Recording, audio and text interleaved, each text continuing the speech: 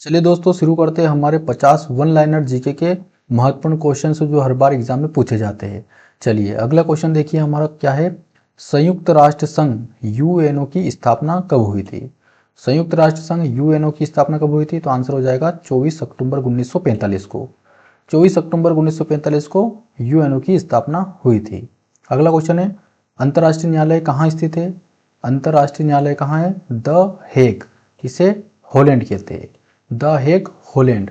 यहाँ पर क्या है? अंतर्राष्ट्रीय न्यायालय स्थित होता है।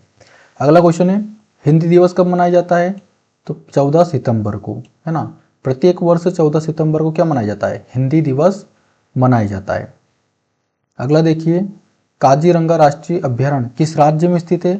तो ये है असम में। असम में कौन सा राष्ट्रीय अभ्यारण्य है? काजीरंगा राष्ट्रीय अभ्यारण्य। अगला क्वेश्चन देखिए, कान्हा राष्ट्रीय उद्यान किस राज्य में स्थित है? कान्हा राष्ट्रीय उद्यान जो है किस राज्य में स्थित है? तो आंसर हो जाएगा मध्य प्रदेश। एमपी में कान्हा राष्ट्रीय उद्यान स्थित है। अगला क्वेश्चन है, भारत का सबसे पुराना चालू रेल इंजन कौन सा है? भारत का सबसे पुराना और चालू रेल इंजन कौन सा है? इसका आंसर हो जाएगा फेरी क्वीन। फेरी क्वीन जो है ये रेल इंजन है जो भारत का सबसे पुराना रेल इंजन है। अगला क्वेश्चन देखिए, भारत में आपातकाल की प्रथम घोषणा कब की गई थी? भारत में आपातकालीन कब लगा था पहली बार? तो ये लगा था 1962 में। किस कारण से लगा था? तो चीनी आक्रमण के समय लगा था। चीनी आक्रमण हुआ था भारत पे, उस समय आपातकाल लगा था। कब? 1962 में। अगला है wings of fire. Wings of fire पुस्तक के लेखक कौन है? तो यह है एपीजे अब्दुल कलाम, जिसे हम क्या कहते हैं? मिसाइल मैन कहते हैं। मिसाइल मैन किसे कहते हैं? एपीजे अब्दुल कलाम को। तो इन्होंने एक पुस्तक लिखी wings of fire. Wings of fire. तो विंग्स ऑफ फायर के लेखक कौन है? एपीजे अब्दुल कलाम। चलिए अगला क्वेश्चन है, कथकली किस राज्य का शास्त्रीय नृत्य है? कथकली किस राज्य का शास्त्रीय नृत्य है? तो आंसर हो जाएगा केरल राज्य का। केरल राज्य का जो शास्त्रीय नृत्य है वो कौन सा है? कथकली है। चलिए अगला क्वेश्चन देखिए, कुचिपुड़ी किस राज्य का शास्त्रीय नृत्य है? तो यह है आंध्र प्रदेश का। आंध्र प्रदेश का जो शास्त्रीय नृत्य है वो होता है कुचिपुड़ी, है ना। ये एग्जाम में पूछा जाता है, कुचिपुड़ी किस राज्य का शास्त्रीय नृत्य है? आंध्र प्रदेश का। कथकली केरल का है ना। इंपॉर्टेंट क्वेश्चन है दोस्तों। अगर वीडियो अच्छी लग रही है तो वीडियो को लाइक जरूर कर देना, चैनल पर नहीं तो चैनल को भी सब्सक्राइब कर लेना और अपने दोस्तों को इस वीडियो को जरूर शेयर करना, क्योंकि इस वीडियो के द्वारा आपको कम से कम 10,000 तक के वन लाइनर क्वेश्चंस को अटेम्प्ट कराए जाएंगे। उसकी पीडीएफ भी आपको दी जाएगी जिससे आप अच्छे से प्रैक्टिस कर सके। चलिए अगला क्वेश्चन है, भरतनाट्यम किस राज्य का शास्त्रीय नृत्य है? भरतनाट्यम जो है किस राज्य का शास्त्रीय नृत्य है? तो आंसर हो जाएगा तमिलनाडु का, है ना। तमिलनाडु का शास्त्रीय नृत्य भरतनाट्यम है। चलिए अगला क्वेश्चन देखिए, बाखड़ा नांगल बांध किस नदी पर बना है? तो इसका आंसर हो जाएगा सतलुज नदी। बाखड़ा नांगल बांध जो है सतलुज नदी पर बना है। अगला क्वेश्चन देखिए, भारत का मैनचेस्टर किसे कहा जाता है? भारत का मैनचेस्टर किसे कहा जाता है? तो आंसर हो जाएगा अहमदाबाद को। अहमदाबाद को क्या कहा जाता है? भारत का मैनचेस्टर कहा जाता है। अगला क्वेश्चन देखिए, दक्षिण भारत की गंगा किस नदी को कहा जाता है? दक्षिण भारत की गंगा किस नदी को कहा जाता है? तो आंसर हो जाएगा गोदावरी नदी को। गोदावरी नदी को दक्षिण भारत की गंगा कहा जाता है। अगला क्वेश्चन देखिए, निर्विरोध चुने जाने वाले एकमात्र राष्ट्रपति कौन थे? निर्विरोध यानी कि उनके विपक्ष में कोई भी खड़ा नहीं हुआ था जब इलेक्शन हुआ था। तो निर्विरोध चुने जाने वाले एकमात्र राष्ट्रपति थे नीलम संजीव रेड्डी। नीलम संजीव रेड्डी ये राष्ट्रपति थे, निर्विरोध राष्ट्रपति थे, है ना। तो इम्पोर्टेंट है, एग्जाम में पूछा जा सकता है क्योंकि पहले तो रिपीट हुआ था। ये जितने भी क्वेश्चन है सारे कौन से है? PYQ क्वेश्चन है ना। किसी ना किसी एग्जाम में आए हुए हैं। जितने भी एग्जाम्स होती है ना, भारत की कोई भी एग्जाम हो, सभी से ये जो क्वेश्चन है हमने लिए हैं। चलिए अगला क्वेश्चन है, संसार का सबसे बड़ा डेल्टा सुंदरवन डेल्टा कौन सी नदियाँ बनाता है ना। तो संसार का सबसे बड़ा डेल्टा कौन सा हो गया? सुंदरवन डेल्टा। ये कौन सी नदियों का निर्माण करता है? तो ये करता है गंगा और ब्रह्मपुत्र नदी का। गंगा और ब्रह्मपुत्र नदी का निर्माण जो है सुंदरवन डेल्टा से होता है। वो सुंदरवन डेल्टा जो है संसार का सबसे बड़ा डेल्टा है। अगला है, पेनल्टी कॉर्नर का संबंध किस खेल से है? पेनल्टी कॉर्नर का संबंध जो है किस खेल से है? तो इसका आंसर हो जाएगा हॉकी से। हॉकी से पेनल्टी कॉर्नर का संबंध है। चलिए अगला क्वेश्चन देखिए, सिली पॉइंट शब्द किस खेल से संबंधित है? सिली पॉइंट, ये शब्द जो है किस खेल से संबंधित है? तो ये आंसर हो जाएगा क्रिकेट से, है ना। क्रिकेट आप सब देखते हैं, इसलिए इसको ध्यान रखिए कि सिली पॉइंट जो है क्रिकेट से संबंधित है। अगला है डेविस कप का संबंध किस खेल से है? तो डेविस कप किस में दिया जाता है? टेनिस में दिया जाता है ना। टेनिस खेल में डेविस कप दिया जाता है, तो टेनिस डेविस, इसको ध्यान रखिए। अगला है रणजी ट्रॉफी का संबंध किस खेल से है? तो इसका भी क्रिकेट है ना। रणजी ट्रॉफी जो है क्रिकेट से संबंधित है, रणजी ट्रॉफी का संबंध क्रिकेट से है। चलिए अगला क्वेश्चन है, भारत का सर्वोच्च नागरिक सम्मान कौन सा है? तो ये हो जाएगा भारत रत्न। भारत रत्न जो है सबसे बड़ा सर्वोच्च नागरिक सम्मान माना जाता है। चलिए अगला क्वेश्चन है, फिल्म के क्षेत्र में दिया जाने वाला सर्वोच्च भारतीय पुरस्कार कौन सा है? यदि फिल्म की दुनिया हो तो उसमें दिया जाने वाला सर्वोच्च भारतीय सम्मान कौन सा है? तो आंसर हो जाएगा दादा साहब फाल्के पुरस्कार। जिनको भी दादा साहब फाल्के पुरस्कार मिलता है तो समझ लेना कि वो फिल्म के क्षेत्र में सर्वोच्च नागरिक पुरस्कार प्राप्त कर रहा है। चलिए अगला क्वेश्चन देखिए, अंतरिक्ष में जाने वाला प्रथम व्यक्ति कौन था? अंतरिक्ष में जाने वाला प्रथम व्यक्ति कौन था? तो आंसर हो जाएगा यूरी गोगरिन, जो कि रूस से थे, है ना। यूरी गोगरिन ये रूस से थे, जो अंतरिक्ष में जाने वाले प्रथम व्यक्ति थे। और एक अंतरिक्ष में जाने वाली प्रथम महिला कौन थी? इसका आंसर आप कमेंट करके जरूर बताइए। चलिए अगला क्वेश्चन है, चांद पर कदम रखने वाला प्रथम व्यक्ति कौन था? चांद पर कदम रखने वाला प्रथम व्यक्ति था नील आर्मस्ट्रॉन्ग। कौन था? Neil Armstrong. इन्होंने सबसे पहले चांद की यात्रा की थी, चांद पर पहला कदम रखा था। चलिए अगला क्वेश्चन देखिए, कंप्यूटर का आविष्कार किसने किया था? तो कंप्यूटर का आविष्कार किसने किया था? चार्ल्स बेबेज ने। चार्ल्स बेबेज ने कंप्यूटर का आविष्कार किया था। चलिए अगला क्वेश्चन देखिए, प्रथम भारतीय उपग्रह का नाम क्या है? प्रथम भारतीय उपग्रह यानी कि सबसे पहला उपग्रह कौन सा था? आर्यभट्ट था, और ये भारतीय उपग्रह था। ये कब छोड़ा गया था? तो ये 1975 में छोड़ा गया था। तो प्रथम भारतीय उपग्रह का नाम है आर्यभट्ट, जो 1975 में छोड़ा गया था। अगला क्वेश्चन है, घेंगा रोग किसकी कमी से हो जाता है? तो ये होता है आयोडीन यानी नमक की कमी से। अगर नमक कम खाएंगे तो आयोडीन की कमी हो जाएगी, यानी कि घेंगा रोग हो जाएगा। तो आयोडीन की कमी से घेंगा रोग होने की संभावना होती है। चलिए अगला क्वेश्चन है, सौर मंडल की खोज किसने की थी?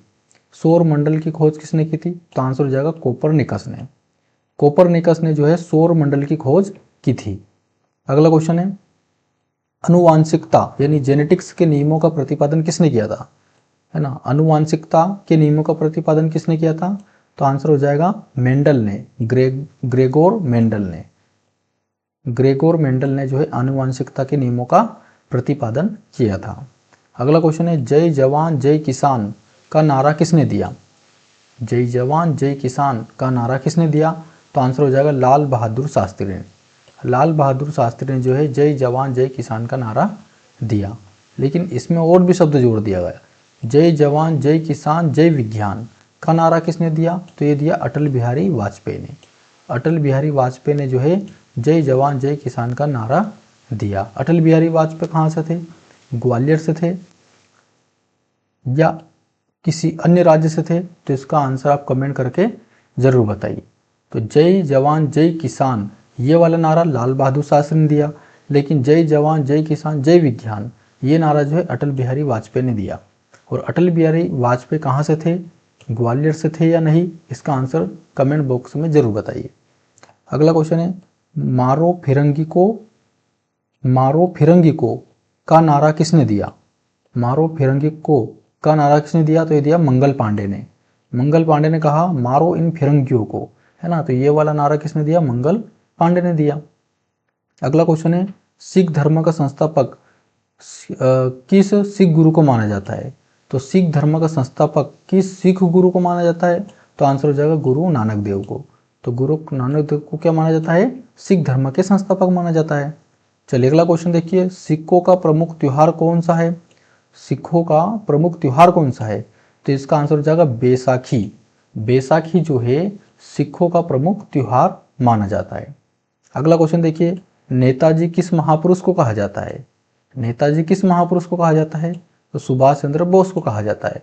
जिस तरह राष्ट्रपिता किसे कहा जाता है? तो महात्मा गांधी को कहा जाता है। उसी तरह नेताजी किसे कहा जाता है? तो सुभाष चंद्र बोस को कहा जाता है। चलिए अगला क्वेश्चन देखिए, दिल्ली स्थित लाल बहादुर शास्त्री की समाधि का नाम क्या है? लाल बहादुर जी की समाधि स्थल कहाँ पर है? दिल्ली में है, तो उसका नाम रखा गया है विजय घाट। विजय घाट किसका नाम है?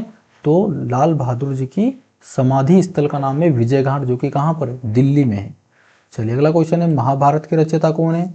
महर्षि वेदव्यास। महर्षि वेदव्यास जो है महाभारत के रचयिता है, जबकि रामायण के रचयिता कौन है? महर्षि वाल्मीकि, है ना। वाल्मीकि जो है रामायण के रचयिता है और महर्षि वेदव्यास जो है महाभारत के रचयिता है। चलिए अगला क्वेश्चन है, अर्थशास्त्र नामक पुस्तक किसने लिखी? तो अर्थशास्त्र नामक पुस्तक जो है चाणक्य ने लिखी, जिनको हम कौटिल्य भी कहते हैं। क्या कहते हैं? कौटिल्य। तो अर्थशास्त्र पुस्तक के लेखक कौन है? कौटिल्य, यानी कि चाणक्य। अगला क्वेश्चन है, संविधान के किस अनुच्छेद द्वारा हिंदी को राष्ट्रभाषा घोषित किया गया? किस संविधान या किस अनुच्छेद के द्वारा हिंदी को राष्ट्रभाषा घोषित किया गया है? तो आंसर हो जाएगा अनुच्छेद 343। अनुच्छेद 343 के द्वारा ही जो है हिंदी को राष्ट्रभाषा घोषित किया गया।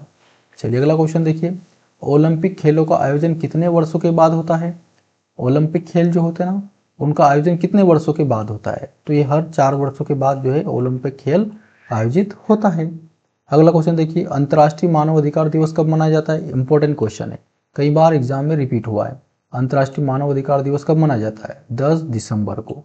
10 दिसंबर को अंतर्राष्ट्रीय मानव दिवस मनाया जाता है, अंतर्राष्ट्रीय मानव अधिकार दिवस मनाया जाता है। चलिए अगला क्वेश्चन देखिए, पीलिया किस अंग का रोग है? पीलिया जो रोग होता है जिसमें हाथ पैर नाखून वगैरह सब पीले पड़ जाते हैं, यहाँ तक कि आंखें भी पीली नजर आती है, तो ये जो होता है यकृत जो होता है, ये यकृत उसको ज़्यादा प्रभावित करता है। तो पीलिया किस अंग का रोग है? तो यकृत को होता है, यानी लीवर को। अगला क्वेश्चन है, एलपीजी गैस में मुख्य रूप से क्या होता है? एलपीजी गैस में मुख्य रूप से क्या होता है? तो आंसर हो जाएगा ब्यूटेन होता है। क्या होता है? ब्यूटेन गैस होती है। जो सिगरेट जलाने के लाइटर होते हैं ना, उसमें भी ब्यूटेन गैस ही होती है ना। तो एलपीजी गैस में मुख्य रूप से ब्यूटेन होती है, तो इसको ध्यान रखिएगा। चलिए अगला क्वेश्चन है, सबसे प्राचीन वेद कौन सा है? सबसे प्राचीन वेद जो है ऋग्वेद होता है। कौन सा होता है? ऋग्वेद। तो सबसे प्राचीन वेद कौन सा हो गया? ऋग्वेद। अगला क्वेश्चन है, गदर पार्टी का संस्थापक कौन था? गदर पार्टी का संस्थापक कौन था? तो आंसर हो जाएगा लाला हरदयाल। लाला हरदयाल, लाला हरदयाल जो थे गदर पार्टी के संस्थापक थे। अगला क्वेश्चन देखिए, किस सुल्तान ने अपनी राजधानी दिल्ली से दौलताबाद स्थानांतरित की थी? तो किस सुल्तान ने जो है अपनी राजधानी को दिल्ली से दौलताबाद जो ले जाए गए थे? तो आंसर हो जाएगा मोहम्मद बिन तुगलक। मोहम्मद बिन तुगलक ने जो है अपनी राजधानी को दिल्ली से दौलताबाद स्थानांतरित किया था। चलिए अगला क्वेश्चन है, प्रथम पंचवर्षीय योजना कब प्रारंभ हुई थी? प्रथम पंचवर्षीय योजना तो थी 1951 में प्रारंभ हुई थी। कब हुई थी? 1951 में प्रारंभ हुई थी। चलिए अगला क्वेश्चन देखिए, चीनी यात्री हेनसोंग ने किस विश्वविद्यालय में अध्ययन किया था? जो चीनी यात्री था हेनसोंग, उसने किस विश्वविद्यालय में अध्ययन किया था? तो उसने किया था नालंदा विश्वविद्यालय में अध्ययन, है ना। चीनी यात्री था हेनसोंग, जिसने नालंदा विश्वविद्यालय में अपना पढ़ाई को पूरा किया था। अगला क्वेश्चन है, कौन सा रक्त समूह सर्वदाता कहलाता है? यानी कि ऐसा रक्त समूह जो सबको दिया जा सकता है, सर्वदाता, तो वो होता है ओ रक्त समूह, है ना। ओ जो रक्त समूह है, ब्लड ग्रुप है, वो सर्वदाता होता है, जो सभी को दिया जा सकता है, यूनिवर्सल डोनर कहलाता है। अगला क्वेश्चन देखिए, सूर्य के प्रकाश से कौन सा विटामिन प्राप्त होता है? सूर्य की विटामिन से कौन सा जो है सूर्य के प्रकाश से कौन सा विटामिन प्राप्त होता है? तो आंसर हो जाएगा विटामिन डी। विटामिन डी जो है सूर्य के प्रकाश से प्राप्त होता है। जैसे ही हम धूप में बैठते हैं तो हमारी बॉडी जो है विटामिन डी को बनाना स्टार्ट कर देती है। तो दोस्तों आज की वीडियो में भी हमने 50 क्वेश्चंस को अटेम्प्ट किया। इससे पहले 50-50 की हमने और भी 2 वीडियो बना दी है। उन वीडियो का यदि आपने नहीं देखा है तो इन वीडियो को प्लीज़ ज़रूर देखिए। उसमें बहुत ही अच्छे लेवल के इंपॉर्टेंट क्वेश्चंस को लिया गया है ना। क्योंकि आप बेसिक्स अगर तैयारी करोगे तो आपकी तैयारी बहुत ही मजबूत होगी। तो इस वीडियो की PDF चाहिए तो टेलीग्राम से चैनल से जुड़े और इसका अच्छे से रिवाइज करें। दिन में 2 से 3 बार इसका रिवीजन करें, ताकि एग्जाम में तब जब भी आपको इस तरह के क्वेश्चन से दिखाई दे तो आप बिना किसी कन्फ्यूजन के उनको आसानी से बना पाए। तो वीडियो अच्छी लगी तो वीडियो को लाइक जरूर कर देना, चैनल पे नहीं तो चैनल को भी सब्सक्राइब कर लेना और अपने दोस्तों के साथ इस वीडियो को जरूर शेयर करना। मिलते हैं अगली वीडियो में नए कंटेंट के साथ, नए जीके के साथ। तब तक के लिए जय हिंद।